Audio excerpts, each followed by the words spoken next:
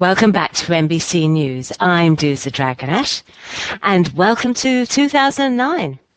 And needless to say, the world has not been peaceful over the holidays. A 600-1 against fight raging in the Middle East as Israel continues to bombard the Gaza Strip and Hamas shoots rockets back into Israel.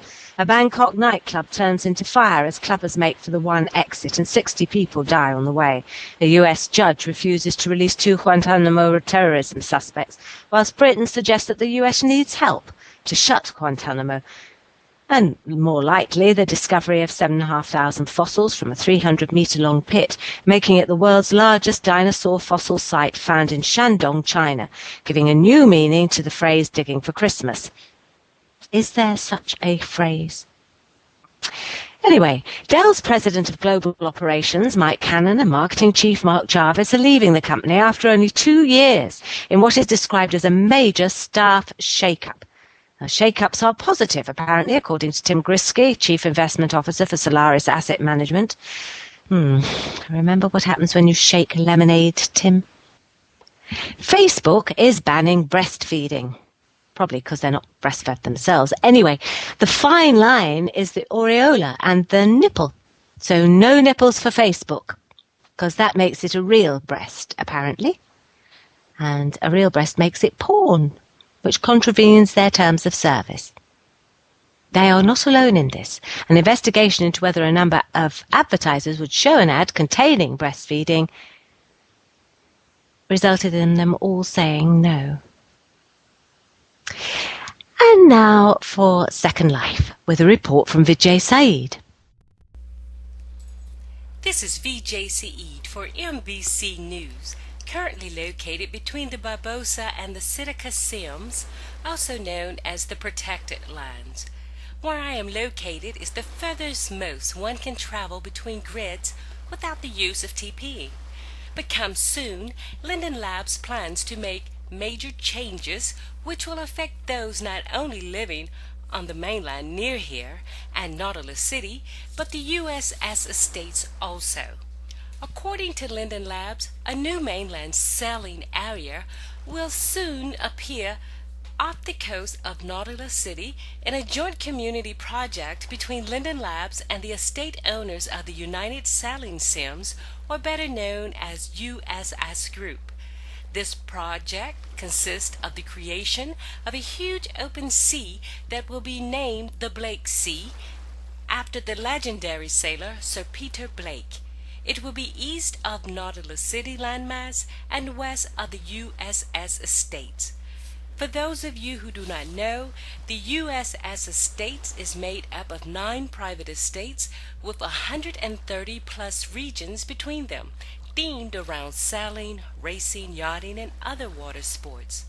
This project will be the first time Linden Labs has allowed estates to connect to the mainland in such a way, which will allow an unimpinged open thoroughway to travel from the mainland directly to the USS Estates. The Blake Sea will be open to all residents of Second Life, allowing sailing and water activities. There will be islands placed at various locations for viewing racing events, and scripted boats, planes, and ferries will be available to carry residents safely across the sea. This is Vijay Saeed, and back to the studio. Thank you, Vijay, and Happy New Year. Turning to our sponsors. Welcome to ACE. Located in the B&T Holdings Sim of Venture Square, this uniquely constructed, transparent building represents the high standards, ethics, and accountability of the Incavistan Capital Exchange. Fully SLEC compliant, ACE is a real-to-life stock exchange, providing investor asset protection with the security and stability that you deserve. Functioning as an exchange and adhering to Linden Lab policy, ACE never pays interest on deposits. Our investors conduct business by trading stocks and earning dividends. We operate on 100% reserves and have no withdrawal limits. Top-notch ATMs and Emerald graphical displays are also available for our customers. At ACE, we trust you to decide how to invest your money, so put your trust in us. January is the time for the Open Sim changes. The dreaded open SIM changes. The non-ticketed open SIMs will be changed into household SIMs or rubber gloves or something like that. Ticketed applications for void SIMs will have the prims reduced to $7.50, and there will be both script and avatar limits applied. Prices go up and then up again in June, or else you could have taken 4 open SIMs and turned them into 1 full SIM and traded prims for space and, well, a slight lowering of tier. For now, open SIMs have been handed back or abandoned, thousands of them. Groups of protesters have formed, landowners have been hit hard. And in all this, the one thing that has really been affected is the art of Second Life. Now, a cheap SIM means that you can make art out of the land, or just use it for art, or for creating art on, I should say, or architecture. And philanthropic folk have been inviting artists to build upon their land, donating the tiers. But many of these have gone now, obliterated. And as in many major political takeovers, artists polarize the politics. Amongst the many, many beautiful places, Princeton, yes, Princeton, real-life university, Linden Labs, in the US, have had to hand back all their void SIMs. Their void SIMs had been handed to the community of Second Life, upon which to make art. Now, MBC spoke with Poyd Mahovlich about the move. Poyd said that Linden Labs had made this move in mid-academic year and had so affected the budgets for that whole academic year remaining. Before they abandoned the SIMs, however, they partied. Princeton threw a party in honour of its artists. Said Poyd, we just dumped the SIMs, and we may have to cut back more because of the price hikes. It had been Princeton's way of giving back to the community of Second Life.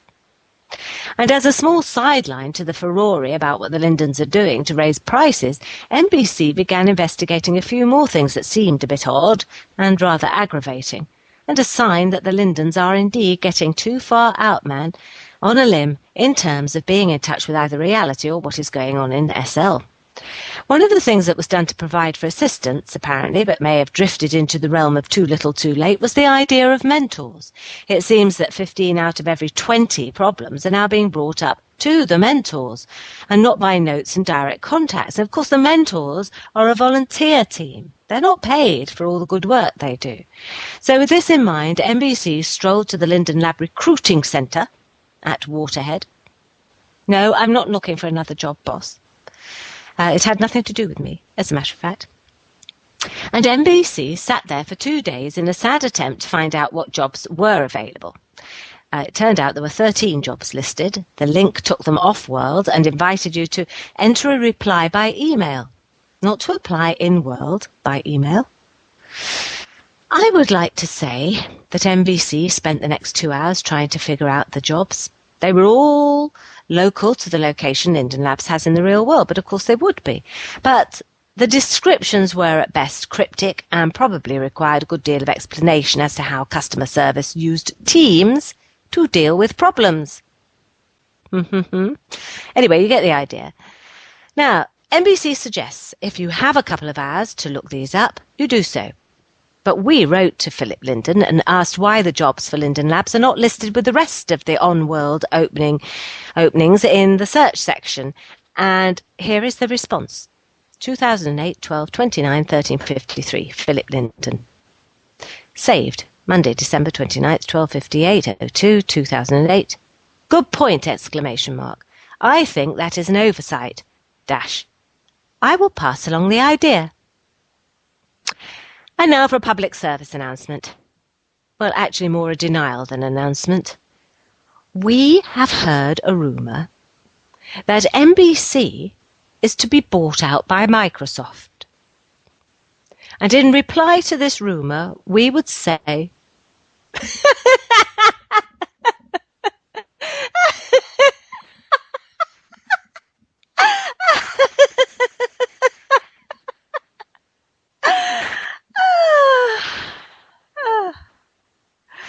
And that's all for this week from me, Dousa Dragonash, for MBC News. Happy New Year!